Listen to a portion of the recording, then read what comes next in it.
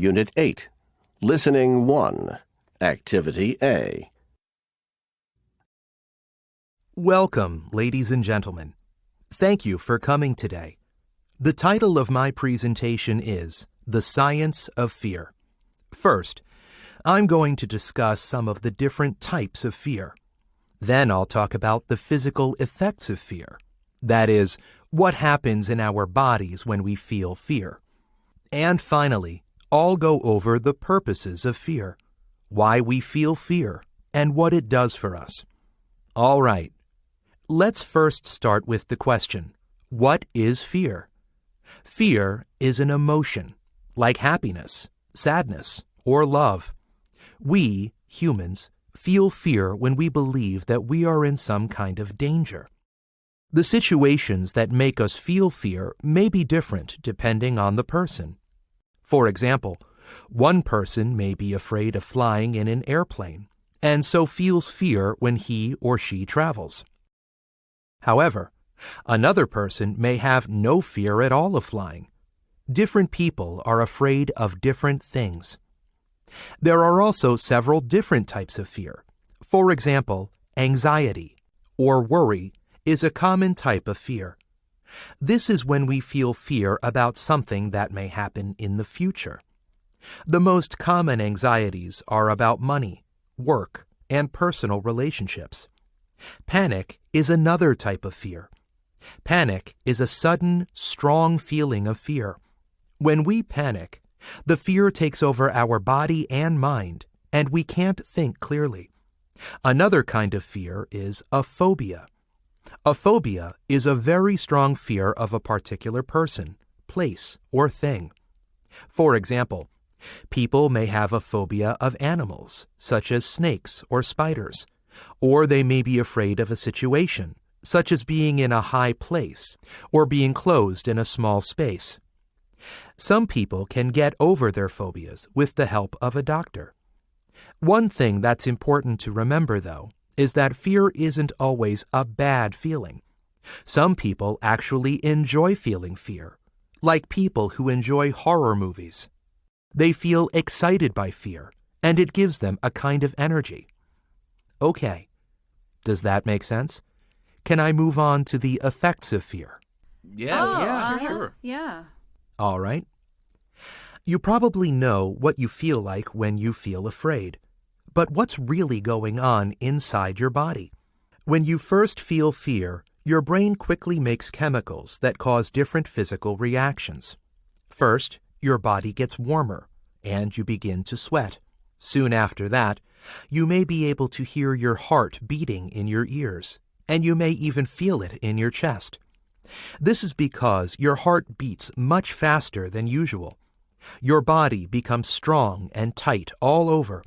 You may even be able to do amazing things. For example, you may suddenly see, smell, or hear very well. Or you may have the strength to lift something very, very heavy. There are many stories of people who lifted cars or other heavy objects to save a person who was underneath them. Wow. Interesting. Now, let's discuss the purpose of fear. Why do we feel fear? And what does it do for us? We know that we usually feel fear when there is some kind of danger. When our bodies react to fear, we suddenly have energy and strength to fight, or, if we choose, to run away from the danger. So, we can say that the basic purpose of fear is to protect us from danger. Okay, is that clear? Are there any questions? Yes, I have a question.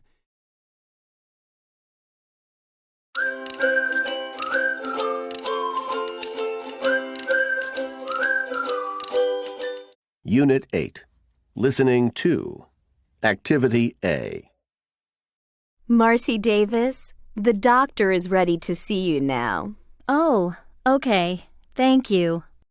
Hi, Marcy. Come on in. You can have a seat right here. Thank you, Dr. Travis. Okay, let's see. This is your first visit, so today I'd like to hear about what's bothering you, and we can begin to talk about ways to help you get over your phobia. Okay, that sounds good. So, can you describe the problem and tell me when it first started? Go ahead. I'm all ears. All right. Let's see. Well, the problem is that I'm terrified of high places. It started when I was about 12 years old. I had this dream, a nightmare actually. In the nightmare, I was on top of a tall building looking down over the city. There was no way down. I started to panic. I started falling so fast. I felt so terrified. When I woke up, I was sweating and shaking like a leaf. I still have that same nightmare, often. Sometimes I can't sleep at night. Uh-huh. I see. And can you tell me about some of the situations that make you feel afraid? Well, I can't stand being up above the ground, even just a little bit. I can't do the things normal people do. I can't go hiking. I can't go inside tall buildings. It sounds like this phobia, this strong fear of high places, has a very negative effect on your life. You can say that again. It really makes my life difficult. There are so many things I want to do, but I just can't. Last week, a group of my friends went rock climbing. Of course they invited me, just to be nice, but they knew I wouldn't go. And a few months ago, I found a great job online. It was the ideal job for me, but the company was all the way on the other side of town. If I got the job, I'd have to drive across the Springfield Bridge every day. I can't cross a big bridge like that. So I guess I'll just keep the job I have, even though my boss drives me crazy. Marcy, I can understand you're feeling upset over this. This is a very common phobia, and people do get over it. It will take some time, but I think slowly you can learn to live a normal life. Really?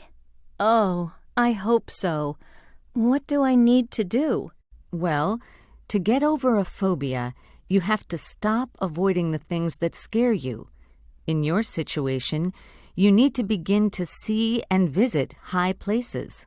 I'll help you with this. We'll start slowly. For example, we'll begin by looking at some photos of high places. You may have a hard time looking at the photos at first, but you will get used to it before you know it. Then, when you're ready, we'll begin with some real experiences. We'll go upstairs to the second floor and we'll just look out the window. Then we'll... Unit 8.